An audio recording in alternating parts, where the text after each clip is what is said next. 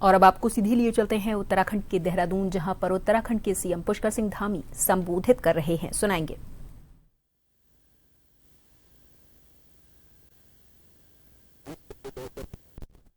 प्रोत्साहित किया जा रहा है, यहाँ पर उनका सम्मान किया जा रहा है, उनको छात्रवृत्ति दी जा रही है। मुझे खुशी है कि इस कार्यक्रम के माध्यम से हमारी होनहार बेटियां, उनको स्टेम अर्थात साइंस, टेक्नोलॉजी, इंजीनियरिंग और मैथमेटिक्स जैसे क्षेत्रों में शिक्षा के लिए और आगे बढ़ने के लिए, उनके करियर के लिए उनको प्रोत्साहित किया जा रहा है, प्रेरित किया जा रहा है। वहीं हमारे बहुत जो दूरस्थ क्षेत्र हैं, सीमांत क्षेत्र हैं, वहां भी साइंस और टेक्नोलॉजी और इनोवेशन को बढ़ावा देने के साथ साथ हमारी जो महिलाएं हैं उनको आधुनिक तकनीक से जोड़ने के लिए भी सार्थक प्रयास किए जा रहे हैं। इसके अलावा आज हम छात्राओं को करियर संबंधी सहायता उपलब्ध कराने के लिए एआई आधारित क्यूरी चैटबॉट का शुभारंभ भी यहाँ पर कर रहे हैं। मैं इस कार्यक्रम को आयोजित करने के लिए इनमोवी विज्ञानशाला इंटरनेशनल, यूकॉस्ट एवं Uttarakhand science and technology university सहित सभी आयोजकों को, जिन्होंने भी इसका आयोजन किया है, उन सभी को साधुवाद देता हूं, जिन्होंने इस दूरदर्शी पहल को सफल बनाने में अपना महत्वपूर्ण योगदान दिया है। भाइयों बहनों, भारतीय इतिहास इस बात का साक्षी है कि हमारी जो नारी शक्ति है वो केवल सामाजिक एवं पारिवारिक जीवन तक ही सीमित नहीं है, बल्कि विज्ञान, दर्शन, खगोल शास्त्र एवं चिकित्सा जैसे क्षेत्रों में भी उन्होंने बहुत अग्रणी भूमिका निभाई है। और अब तो कहना ही क्या है, कोई क्षेत्र ऐसा नहीं है जहां महिलाओं के बिना वो पूरा होता हो। चाहे अंतरिक्ष पर जाना हो, चाहे बड़े बड़े लड़ाकू विमान चलाने हो, या अनेक क्षेत्रों का नेतृत्व करना हो। मैं किसी एक क्षेत्र का नाम लूंगा, कुछ छूट जाएंगे तो जो वहां पर काम कर रहे होंगे वो कहेंगे कि हमारा उल्लेख नहीं हुआ। इसलिए कोई क्षेत्र ऐसा नहीं है। वैदिक काल में गार्गी और मैत्री जैसी विदुषियां दार्शनिक विमर्श में अग्रणी थी। वहीं लीलावती जैसी विदुषी ने गणित के क्षेत्र में विश्व को दिशा दी। चरक संहिता, सुश्रुत संहिता जैसी आयुर्वेदिक ग्रंथों के विकास में भी स्त्रियों के महत्वपूर्ण योगदान के उल्लेख मिलते हैं।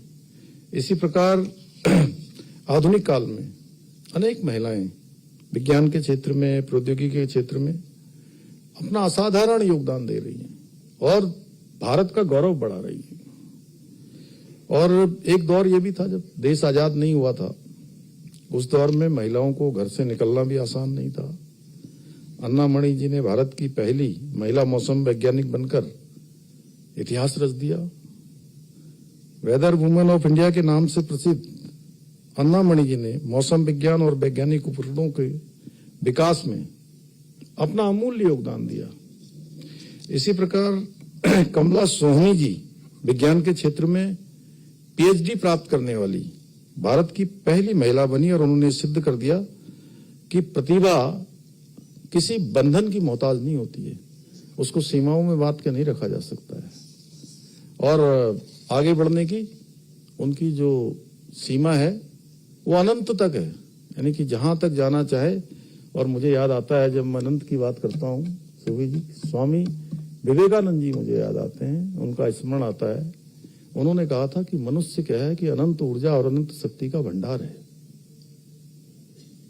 उसको सीमाओं में नहीं बांधा जा सकता है। अगर वो सीमाओं में बचता है तो केवल अपनी सोच से बचता है।